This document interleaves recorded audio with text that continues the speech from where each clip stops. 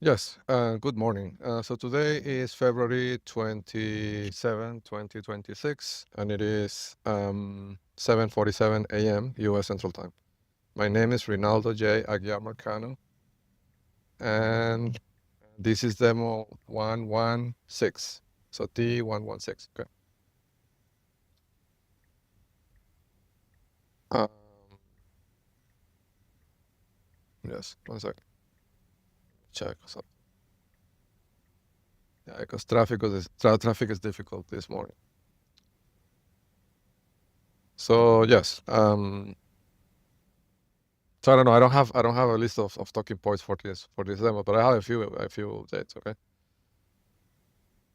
So let me start with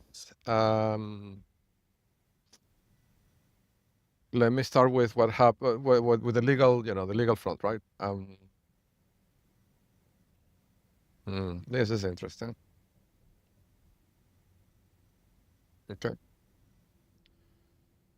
Yes. So what happened was, if you're following, demo 114 and 115. You will see that what happened was that they did this sequence to enter that void order. So it would be the fourth. What I described was really the fourth void order in that case, in the family case. And it was an order for income withholding, right? Which then they redact the name of the employer, and the goal of that was to send that form to my bank. The level twos are gray today. Okay, I have two. One on the front diagonal, Victor Jojo Mike 5774, and I have one on the back at the same time. So the idea was to send that. Yes, that's the one on the back. Let me give you the plate. The one on the back is BS9 B543, Texas plate. Um, it's a BMW. It's kind of gray, but like sand gray. Um, so anyhow, let me take this exit. Okay, so what happened was, they created that order. That was the forced void order, right? And it was, well, actually, the order was for additional temporary orders, but within the order, it said that they're signing also the order for income withholding. And as I explained before, I'm not employed by anybody, so this makes no logical sense, right? But it's an order that were going to really send to my bank to freeze my bank accounts. Um, so that's what they did that, but they didn't serve me with that order. With the income withholding order, they didn't serve me with that. Instead, they served me with the additional temporary orders order, and it had a paragraph that said that they were signing the other order, but the other order wasn't signed and wasn't served, right? But it was implied in the document that it had been signed and served. See, here they have another of these parking lots that I'm describing, right?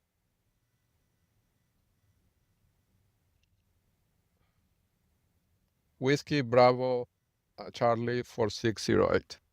And we got the face of the driver. He's a white man, Caucasian. And here we're gonna get other two faces here, this very moment.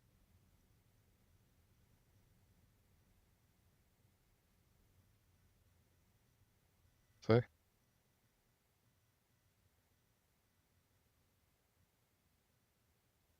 Very well. Victor X-ray January 9171. Important guy.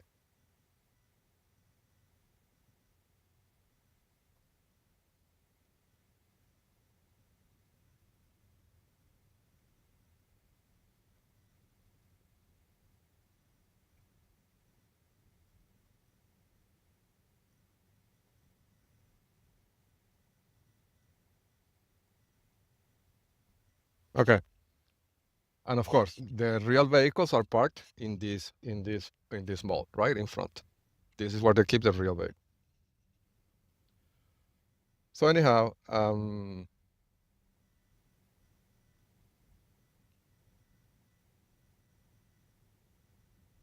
yes.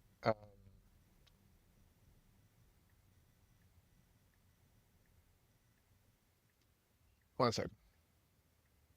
To make a turn here. Okay. Yes. So they created that order, right? That order that wasn't really the income withholding, but was the additional temporary orders. And in that order, they mentioned that they were going to sign the other, that it was already signed, like on an even date, or something like that. It said. But they didn't really save it with me, and that's precisely the weapon, right? They didn't save it to me, so I couldn't see anything that was written in the order, and it was flexible for them, and so that's what happened, right? My response to that was to file a notice, a legal notice, with all the banks, and I'm going to tell you the names again. And in that legal notice, I informed them that these judicial officers were committing wire fraud, and I sent them the hard evidence in the notice, right? Because I sent them the filing with the Supreme Court of Texas that has the hard evidence of the wire fraud attached, right? So the level 2 here is this one. Romeo Michael Sam X046. It's an Acura, gray. So I serve them with that, right? To the banks, right? And as I said before, the banks have an obligation to report to FinCEN, this regulatory body, any suspicious activity, right? So now the banks have the obligation to report this, right, to the authorities. So that was the status, right? So I recorded that demo 114, I think it was, when I did that, right? The reaction, though, was to escalate. So instead of rolling it back, what they did was to escalate. Judge Telfair actually signed the income withholding order, right, and put it in the docket, which would be the 5th void order, because the court is a state. That case is a state. The court doesn't have jurisdiction, because we're waiting, all of us, for the Supreme Court of Texas to rule on the 335 motion to recuse. A new level 2 came in. This one is a Toyota. Whiskey Delta Honduras 3196. And this one is the backup. Level 2 is Frank Charlie Victor 4908, I think. It's a Subaru gray. So obviously gray is the color of the level 2s today. And let's remember the day, right? It's Friday, because it could be charted by day of the week. So today is Friday. Let's keep that in mind. Another one, X-Ray Papa Mike 2668.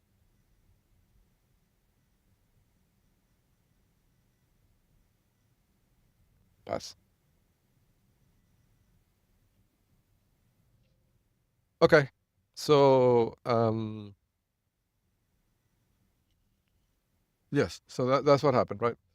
So Telfair escalated it, right, and actually signed the income withholding order and put it in the docket, which is the 5th void order, because the court doesn't have jurisdiction, right? But they don't care, like they're ignoring all the rules of procedures in Texas, and they're doing whatever they want, as I described before, like they're honey badgers at this point. So my response to that was to turn on the pipeline, right? And I'm not going to go too much into the technical details, but I said it in something that could be described as exhaustive mode. The idea here is, instead of doing, a statistics-based retrieval on the possible, because I have to, do some optimization on the computational path that I'm going to explore, right, with the pipeline, because of the size of the problem. And this is interesting.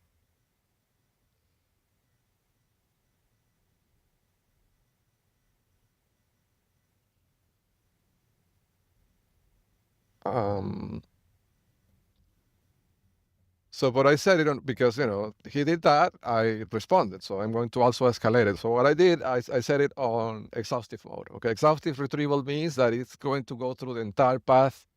Of course, because I don't have super DOMs, right? I only have one C7000, and my capabilities are kind of limited in computing. I mean, I only have like 600 cores. Right? I mean, it's a lot of cores, but for the size of this problem, it's not enough. So the solution for me for that is set it to exhaustive mode, which means even if I don't have enough, like more cores, I have more time, right? I can set it to run for more time, for longer, right? And I let the thing running for like a day and a half, something like that, right? And it went through the entire path. And it found something interesting, right? What it found was the following: that there is a gentleman by the name Kyle Prasad George, and he goes by KP George, and he is the county judge of Fort Bend County. This means like he's the highest executive authority of the county itself, right? KP George. And I knew because I've seen this in the pipeline before that he got in trouble. Like I mean, like years ago, like 2 years ago, he got in like he got into legal trouble, right? But to be honest, because I'm so focused on the kidnapping side of things, the kidnapping of the child, right, and the void orders and all that, I haven't not as a human, I have not paid much attention to that. Like I know he has some case, he has a case, right, but I don't know. I wasn't aware exactly of what it was. Like I didn't pay much attention to it, right? But when I put the pipeline to run on exhaustive mode, it starts flagging KP George, and the score went to the roof. This happened because I ingested the transcript of demo 114 and the call that I made to FinCEN, which I recorded. I recorded the call and I ingested the transcript of the call, right? So all those entities got ingested into the pipeline, right? And when I run it into exhaustive mode, in exhaustive retrieval mode, KP George score went to the roof. Like he is right now the highest ranking, in my system, which is basically finding liability for them, like things that I can target, right? To give you the story short, this means that according to the pipeline, what I see yesterday is that KP George is the weakest link. Like he is the weakest link for me. Like he is the entity that I need to target, not Telfair, right? So I start debugging this and I start seeing why. Bingo, right? I see it. It's because the legal cases that he has are about money laundering, right? So financial crimes. He was charged with 2 counts of money laundering in 2024, I think it was, right? Or I don't know. He got arrested in 2024. There's a mugshot of him, right? That it's on the internet when he got arrested on 2024, I think it was. And then he got charged in 2025. I think that's the sequence. With 2 counts of money laundering and 2 counts of impersonating something. I can't recall exactly what it is, right?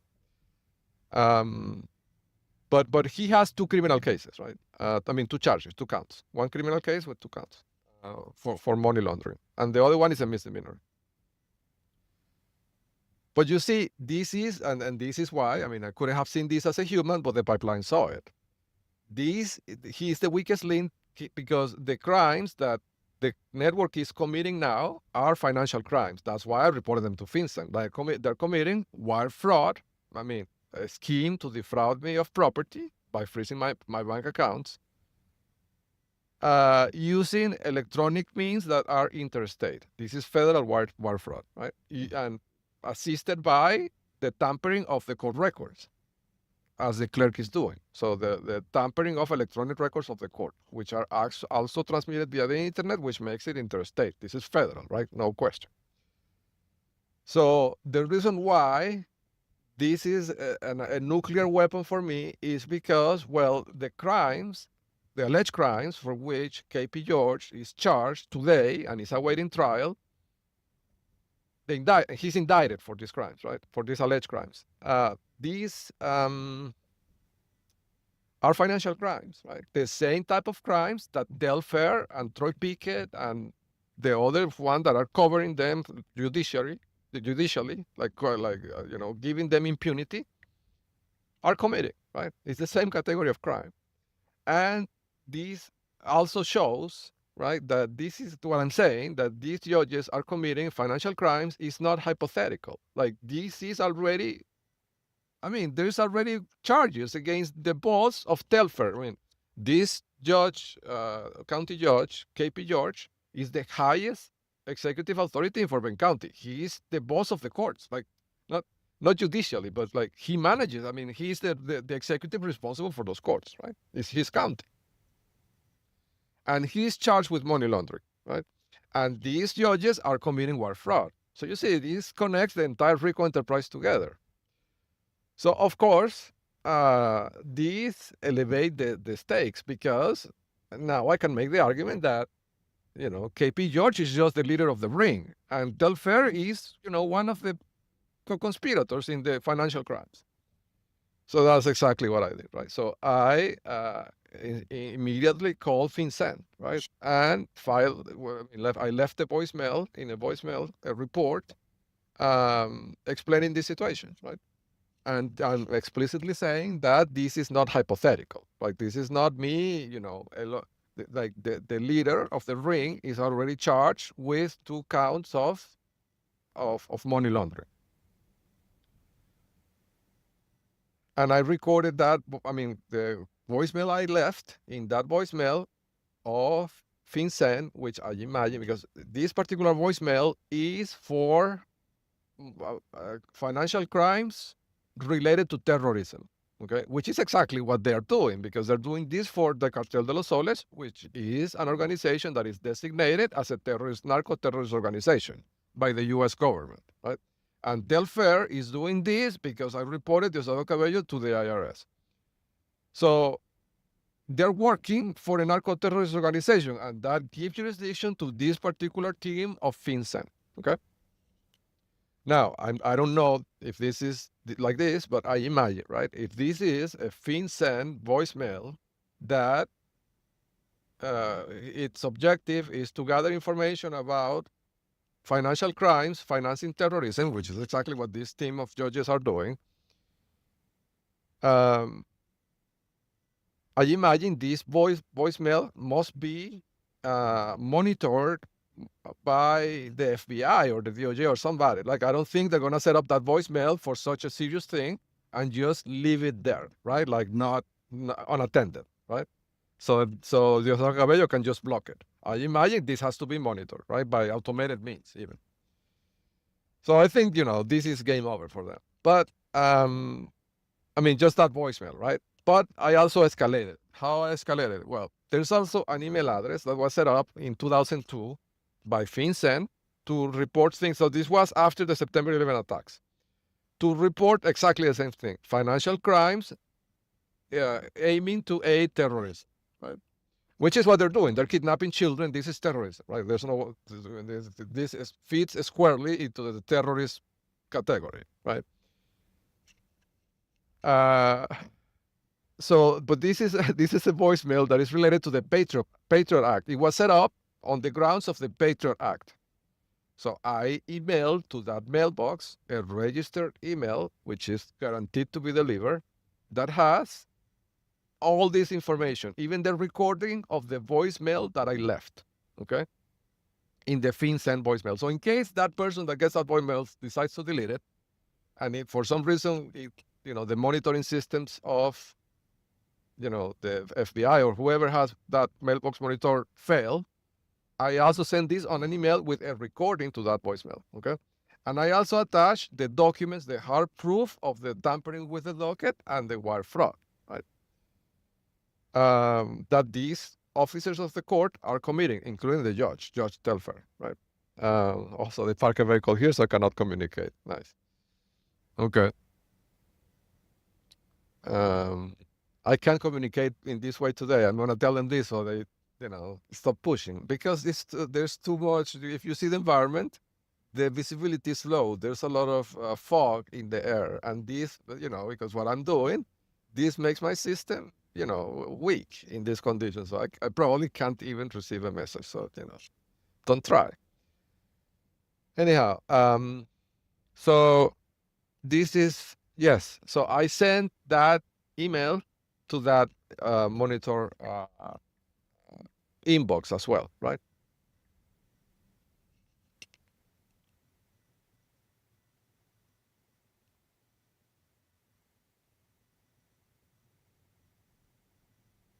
One sec. Okay. Yes. So I sent it, right? And so, that's I doubled the probability of detection, right, with that. And in this, because the other one was a voicemail, like I couldn't attach any evidence. But in this one, because it's an email, I attached the actual documents, the hard documents proving the fraud. And also in that email, I notified them that I had sent the legal notices to the banks. Let me tell you which the banks were. They were Chase, Goldman Sachs, uh, Bank of America, Vanguard, Fidelity, and Bank of China. Okay. And they have the copy of the document of the Supreme Court that has attached to it the hard evidence of docket tampering, which is 20 years in prison for the person that committed it. And I imagine that for the people that aid them in hiding it will also be prison time, right? And remember, the officers of these banks have the obligation to report this to FinCEN because of the allegations made in this document, right? Anyhow, so I sent that email, right? 1 second.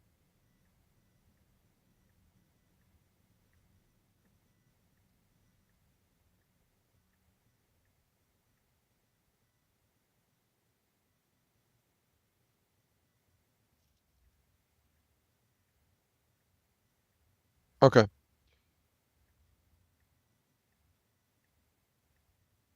1 second.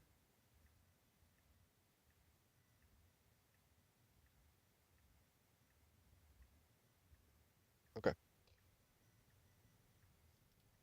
Yes. So, but don't leave yet because it gets even better. So after I did this, so remember now I have sent two things to FinCEN and also to the banks who are obligated to report it to. So this creates a circle of transparency. You see, FinCEN knows, the banks know, and the banks are obligated to tell FinCEN. In case they say that they didn't get my message, right, and my email. Um, And then the other thing I did is I went to the OFAC, the Office for Asset Control, right, which is the one that watches these individuals that the U.S. government sanctions for things like money laundering or corruption or drug trafficking, things like that, and they freeze their assets internationally, right, wherever they find them. I mean, this is an office of the government that freezes, yachts on the high seas, and think. I mean, they have amazing capabilities of freezing things, right? So, of course, this gives, and remember, Diosdado Cabello is an individual that is designated as a special designated individual in the OFAC list, meaning he is sanctioned, right? With a score, like if you go to the OFAC database and you search, the individuals have a score. I imagine this, I mean, me being a data scientist, I imagine this is kind of, a level of gravity, right? Well, Diosdado Cabello's score is 100. It says a score 100, right? So I imagine this is like 100% sanctioned, right? So, and these judges are working for Diosdado Cabello because they're doing this to protect, the Cartel de los Soles, which is the organization that he commands, right? So this means that they are all working to protect the assets of an individual who is sanctioned by the OFAC. Okay, so of course this gives me the opening to report all of them to the OFAC. So that's exactly what I did, and the OFAC has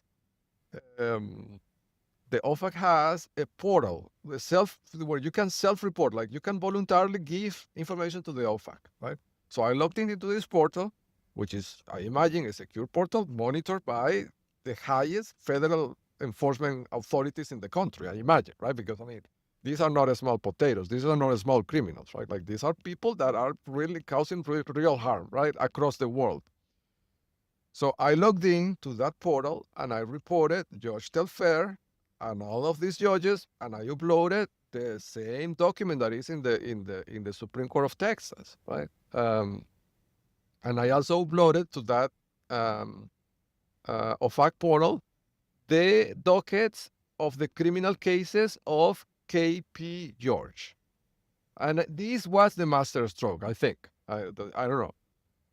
I try not to give too much credit to my work, to the things I do, because but I see this and I think this was really a master stroke.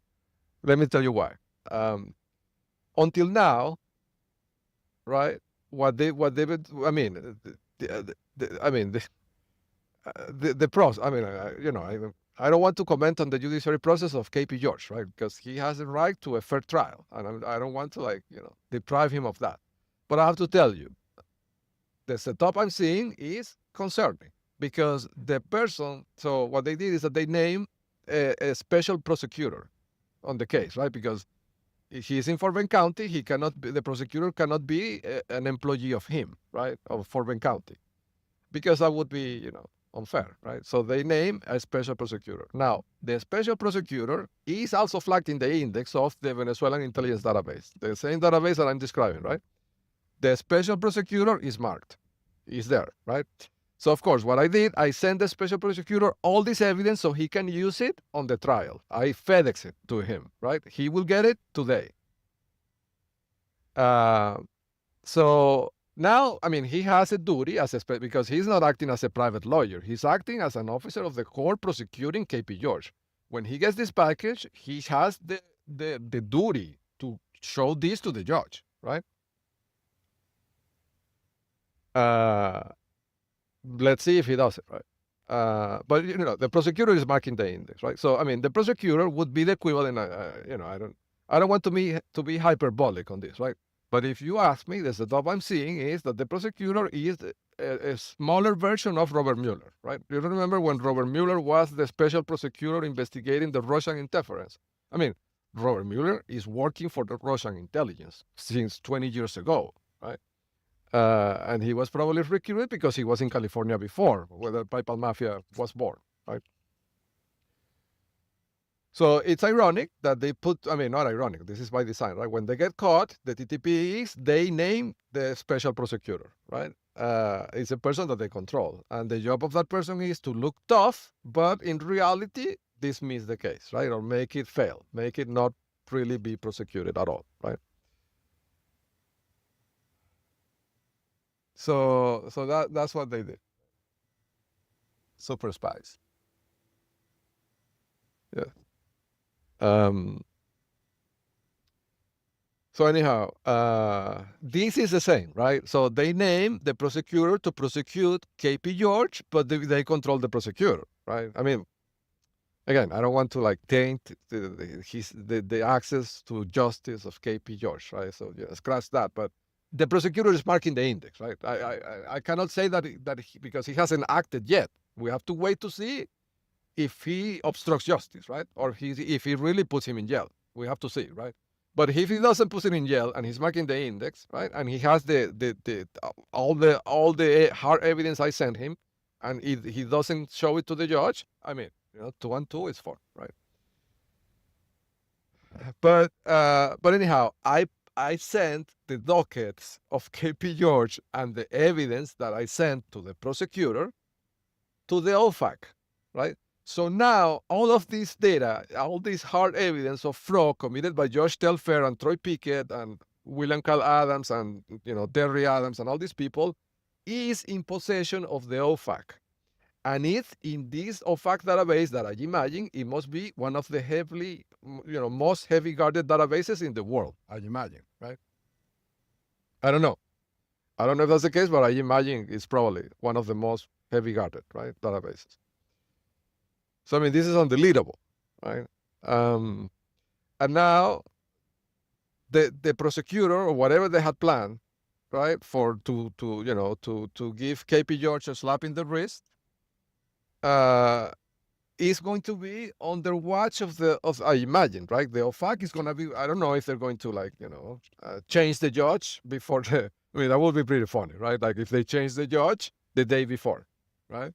Okay, you were thinking that you were doing this sham process, right? Now we're gonna bring a judge from Washington, right, or from a place that is not heavy under control. That would be pretty funny, to be honest with you. But and even if they don't do it, the prosecutor and the network in general, they have to fear that the OFAC is watching all this. So I imagine, right? They have to go ahead and put him in jail. And, if they put him in jail, I win because it shows that this is a RICO enterprise. I mean, the leader of the enterprise is in jail, Like, what can you expect about Telfair, right? I mean, if the boss of Telfair is in jail for money laundering, and I'm accusing Telfair of doing wire fraud, how can you doubt it? How can you harvest any doubts about what I'm saying, right? So that this is why the pipeline identified KP George as the weak link. Now I have to tell you, I think it's really, well, I don't know if this was done out of incompetence or out of overconfidence, right? But um, in Spanish we have a saying, and I don't know if in English there's something like this, or if I don't know, right, or if it will translate well, but it's something like um, sorry, one second. Let me check something here. Yes. So the saying is something like, people that have flammable pants shouldn't get close to the fire. Something like that. Like, I mean, if you know that you have something to hide, you should not, you know, poke that bear. That specifically, I mean, you could do something else, but not that bear, right? I'm saying this because if they know that KP George is already under indictment for financial crimes, how can they attempt? I mean, in what head does it fit to try to do wire fraud to silence a witness on a court that is overseen at least executively by KP George? Wire fraud being a financial crime, it just incompetence, right? They gave me this weapon. They fabricate. They gave it to me, right? Um, and they should have foreseen that if they have this trial, the trial is coming up. The trial is in March 10, so it's in 14 days. 2 weeks from now is the trial for money laundering of KP George, and they're committing this wire fraud 14 days before this trial. It's hard for me to comprehend the level of incompetence of these people, right? Even as criminals. Um, but anyhow, to give you the short story, I sent this to the OFAC, and now they will have the dilemma that do we go ahead and let KP George go free, risking all of us being caught if the OFAC has people watching, or do we put him in prison, right, and give the witness, the whistleblower, a nuclear weapon because now the leader of the ring is in prison for money laundering, right? Um, So I don't know. It seems to me like it's an unescapable situation for Telfair and Troy Pickett. But I mean, that's just my opinion, right? Um, yes. So that is the situation so far. Um, Now I'm going to transition and talk more about on the ground things, right? I have to tell you, this is something I was thinking about, right? I was reflecting about this. Um, in one of the previous demos, I can't recall exactly which one, I said something to the effects of, I described the situation with the clowns, right? Where they have this chart of what I call the clowns, which are people that are following me. When I say following me, it doesn't have to be uh, behind me, right? They could be following me by tracking ahead. There could be one car or two cars ahead me, right? And then when if I turn, if I make a right, then there would be another clown that would take that leg, right? Because that's why they have a chart of clowns. Now, when I say that, right? Well, one thing I want to say, right, for authorities, right, if you see this and you eventually review the footage of my car, because I have all this recorded, right, you will see that when I'm driving, right, if I pass near a gas station or a store, there is always a car that is in front of me that pulls into the gas station or the food store, right? This is the clown, right? Uh, it could be the clown, or could be somebody to signal the clown, and the clown is inside, right? To switch the items that I'm likely to buy, like a particular kind of soda or like Coca-Cola, right? Because I used to drink that a lot. Now I can't drink it anymore because it's a vector of attack. Or coffee if it's a food store, or like things like that. But you will see consistently that there is a person that is driving one or two cars ahead of me and gets into the same store where I'm going, right? And this happens always, right? Uh, so this led me to think, well, are there all of them really clowns? I mean, they will have to have a lot of clowns because this happens in every single food store or uh, even gas stations, right? If I'm just driving next to it, then they do this, right? See, so they have this guy surveilling this here, right? Listen, it's a surveillance office. You see how it works? So they take the parking lots, they do their thing.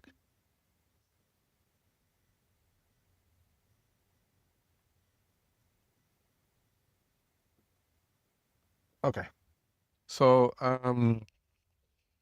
yes. So I don't know. I was thinking that maybe uh I mean, yes, they have the clowns and they have all that, but maybe it's also like a psychological warfare, right? Technique. Like, even if even if they couldn't position the clown in front of me at that moment,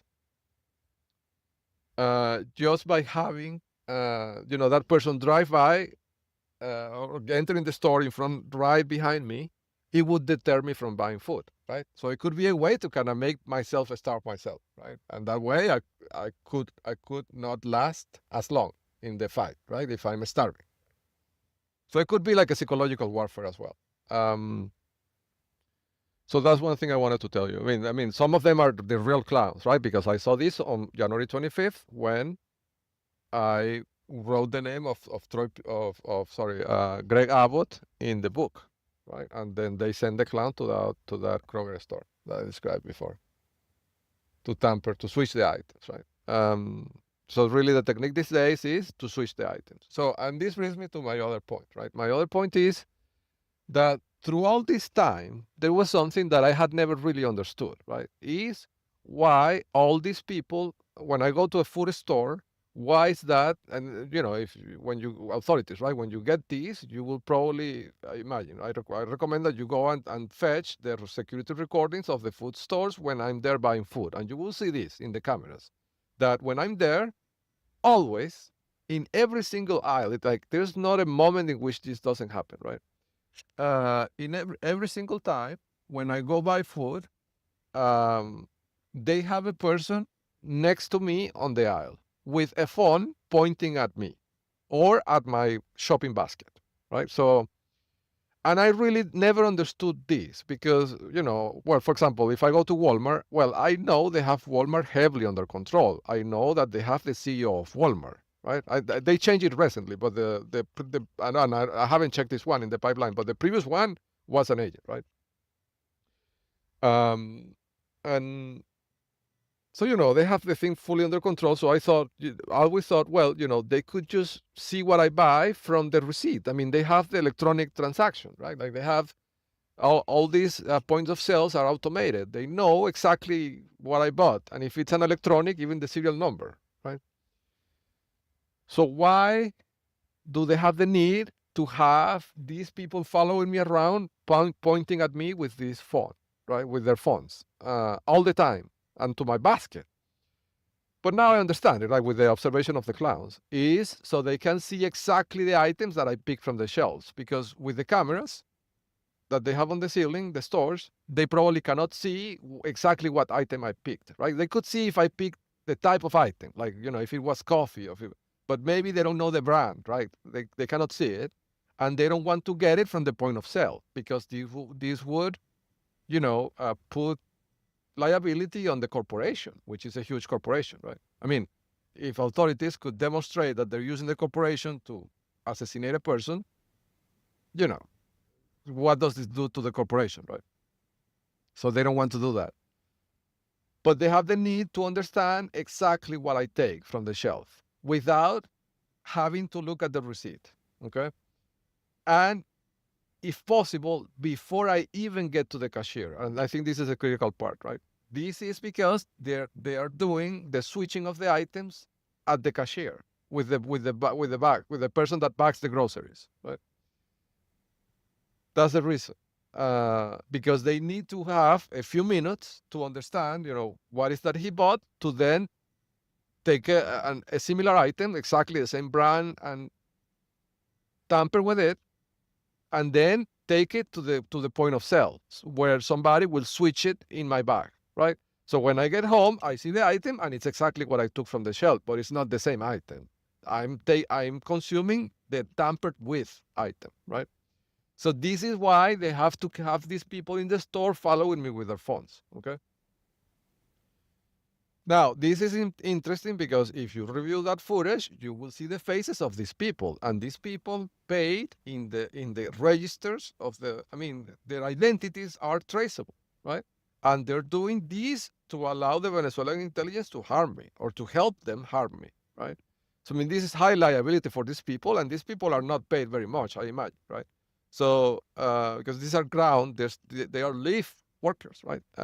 So I imagine they would talk, they would you know, probably maybe even give authorities their phones, right?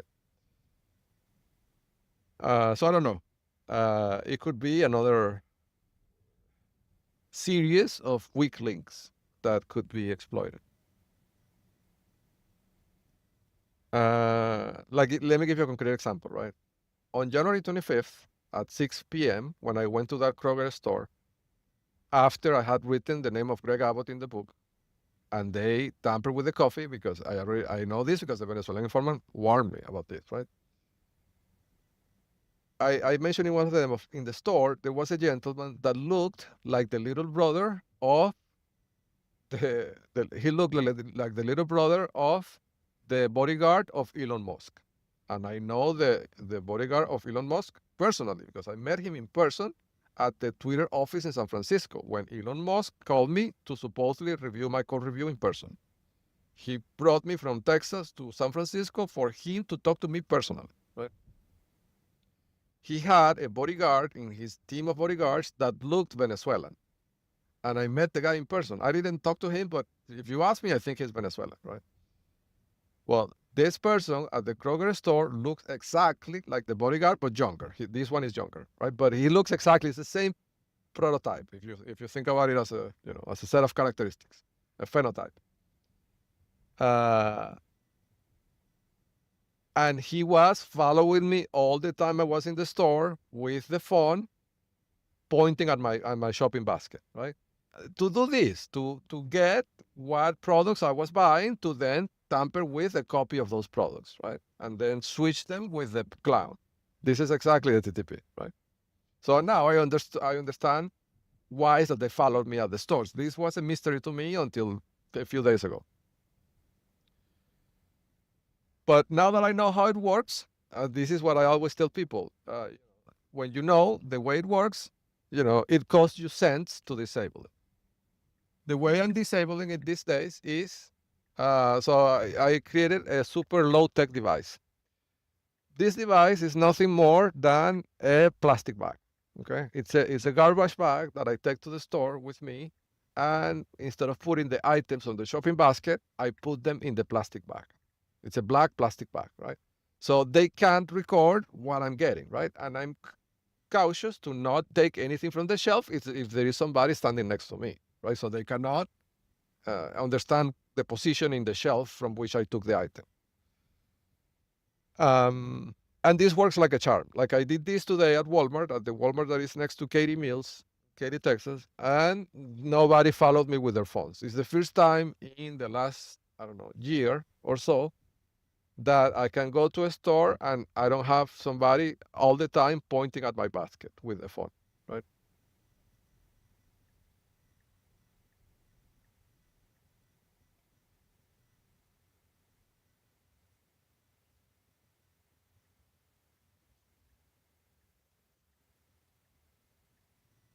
Okay.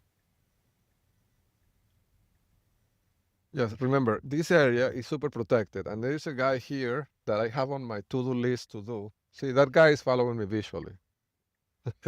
This is so funny. I imagine it's center point, right? Let me guess. Center point or inframark, one of the two, right? Let's get his face. So this is Nicole Honduras Sam 3146 Inframark. Yes. But the truck doesn't have the work truck number, which it should have, right? But it doesn't have it. Okay.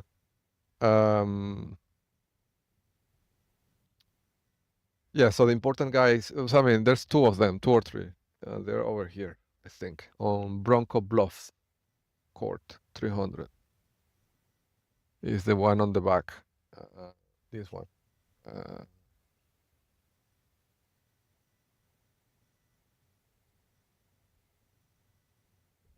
3107. 3107 Bronco Bluff. And the truck that is parked next to it is Kilo Victor 7078. It's a black truck. Yes. So,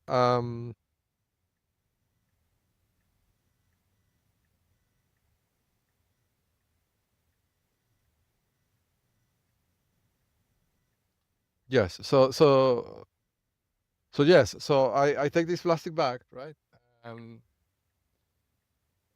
and I put the food inside, or the items I'm going to buy inside of the plastic bag, and that way nobody can see what I'm buying, right? So this guy has three three antennas. Sorry. I have to take this.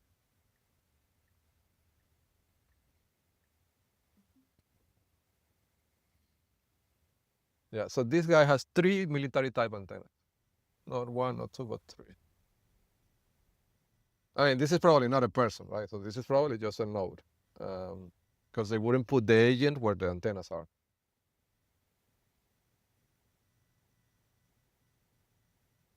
Okay, but this is the house number is not even visible because it's of course hidden with a tree.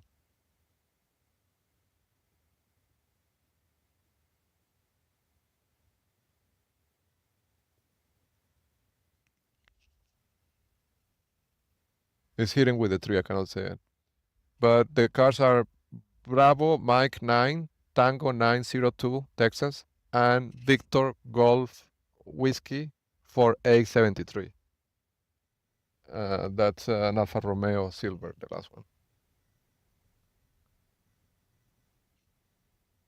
Yeah, but again, I think that's just a node. I don't think that's an actual person. Um, because they wouldn't put the important agent so exposed. It's close to a major road. Uh, they wouldn't put an important agent. I mean, they would put an important agent in the cul-de-sac, right? But not there. So I think it's just a communication node, but it's important because it could be intercepted, right? So I'm gonna bring the super ear to this area soon. Um, yeah, I can't see the number, and it's not in Google Maps. They removed it.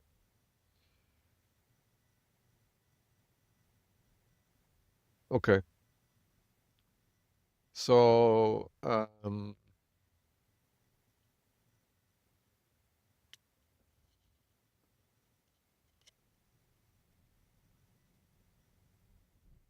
yes, so I put the items in the plastic bag in the garbage. It's a garbage bag, right? Black. So it's not translucent and they cannot see what is in the bag. And now nobody follows me with their phone pointing at the basket, right? So obviously that's what they were doing. Um, and yes, on January 25th, if you look at the recordings of that, um, you know, of that Kroger store, you will see the Venezuelan intelligence person that I'm describing that was doing this for 10 minutes, like following me around and recording the basket. Mentioning that because I imagine that's high liability, and he is obviously, intelligence, right? Um,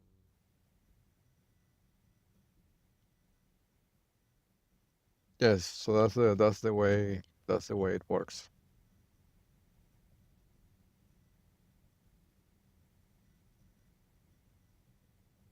Sorry, there's a lot of traffic here.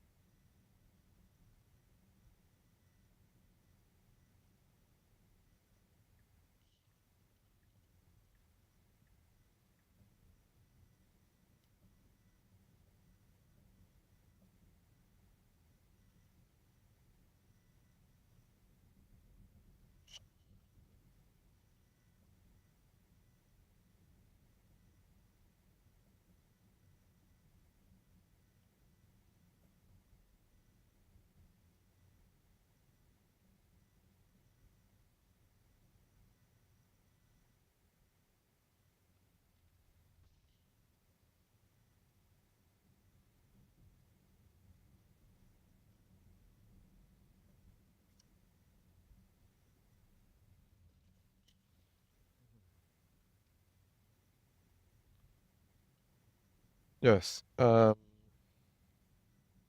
Yeah. So that's the observation. Oh, yes. So that's. I just wanted to tell you about the TTP with the clowns, right? So of course, if you get the recordings, I would check for two things, right? One is the ones that are following me inside of the store, pointing at the basket.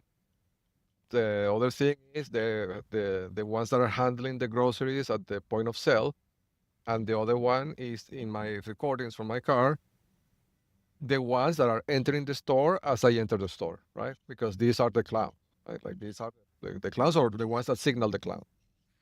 So they have to be in it as well, right? Because basically what they want to do is to create this loop of communication in a way that doesn't leave electronic trace, right? They want to do the same thing they do with the satellites. So not use radio frequency. They don't want to send a text message because that could be intercepted. So they need the person to physically go into the store and do this, right? Like give the signal visual instead of using an electronic device. So that's that. The other thing I wanted to mention is these are some information that I got from the Venezuelan Army intelligence informant yesterday when I was running in the back of my property. He said, it's a listener here, let him pass.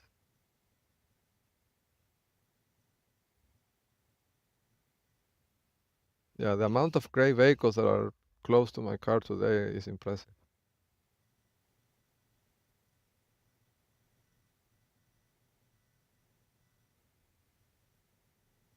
Yes, so he gave me a few data points, right? A few tips. Um, he said, number one is that they're planning on this is another route, right? That is to bring children next to my car. Like children from like the schools. Like if I'm driving through an area, they will bring children that live in that area, or that uh, outside, right? And the idea is to create liability on my car, meaning, to create a pretext where the parents of those children are going to call the police and say that there is a dangerous man, a stranger danger kind of situation, recording the children with cameras, right? Something like that. That's one of the vectors of attack, which I think it's the same thing. Like uh, it uh, it feels almost like if there is, I mean, it's like if there's two legal systems, right? The same law, they use it to, uh, attack people, but at the same time to shield themselves, right? I mean, they can record everybody with all these thousands of cameras. I'm talking about the Chinese, right? But if somebody mounts a camera on a vehicle, they create a situation to call the police, right? Um, so it's the same law, it's the same legal system, but it's being used in two different ways, right? Uh, Depending if it's an agent of the Chinese Communist Party or if it's somebody else. So that's that. The second thing he told me, there's another rules kind of similar, which is again using my former partner as a vector of attack. To be honest, the message got corrupted. I didn't really get it in full, but it's something with her car. It's something with her car and my cameras. So they're gonna do something with her car and my camera. Maybe she's going to now report me for following her. I don't know. like I don't know what the goal is, but I have to check the system. To be honest, I haven't encountered her on the roads in all this time, but I have to check the system to see if maybe they're positioning her car next to my car and I don't know, right? Maybe when I go to a store, maybe they pass her car next to me, right? To then go to the 387 court and say, um, go to the 387 court, right, with George Telfair and say that I'm harassing her, right? That I'm following her with camera, something like that. Could be. Uh, the message was corrupted, but that's what I interpret from the message. But again, I think it would be a mistake because I mean this is already on the OFAC, right? For wire fraud, interstate wire fraud, and tampering with the docket. And now they're going to use her again with another vector of attack, legal attack with Josh Telfair, right? Like it's just like I think, right? It would be just like giving me more proof, right? That they're working for Diosdado Cabello. That's what it is. And there was another one. Um, he told me something else, but you know, I don't have a talking points with me. I think I wrote it down, but I did not bring the paper with me, so I don't know. But he gave me another one that you know that they're planning. But you see how it works, right? So it's basically you know try to silence the person that has information about their crimes using the legal system, right? In whatever way it's possible for the judges. But I don't know. I think because you know at this point this is really the battle, right? Has reshaped in a way, and now it's not you know a Telfair versus me even. It's KP George versus Vincent. That's a real battle these days, right? Um, it's KP George versus Vincent, right? And the OFAC, uh, and everything that implies, right? Uh, because I imagine, right, when the OFAC sends somebody to investigate this and they see all this is going to unravel to a biblical dimension, I think, right? Like this is going to be something that they won't be able to stop, right? Because all of this is going to become visible to the OFAC. I mean, all of this belongs to Diosdado Cabello, right? All of this is seizable by the. I mean, it's going to be one for the books. I mean, I don't think there has been an instance in which the OFAC has seized an entire town owned by a drug trafficker. I mean, I don't think this has happened before, but this might be the first time. Um,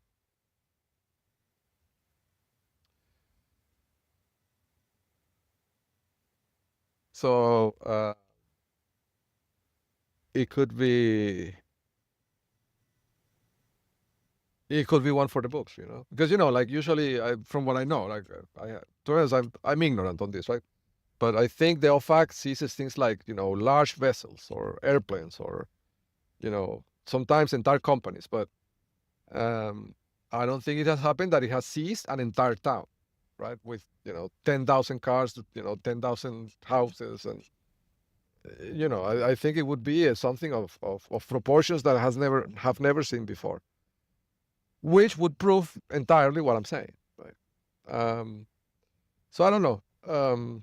I think the real fight is KP George versus Vincent. It's not you know it's not about Telfair or the kidnapped child or it's about KP George, right? So I think the spotlight is really on KP George and the Vincent uh, and the OFAC. Um, so I don't know. It's gonna be an interesting thing to watch. To be honest with you. So I don't know. I'm gonna close this demo now because it's been an hour. It's been going for an hour. But I'll keep working on these things with the pipeline and reporting back. Thank you so much for your time, and I'll see you on the next one.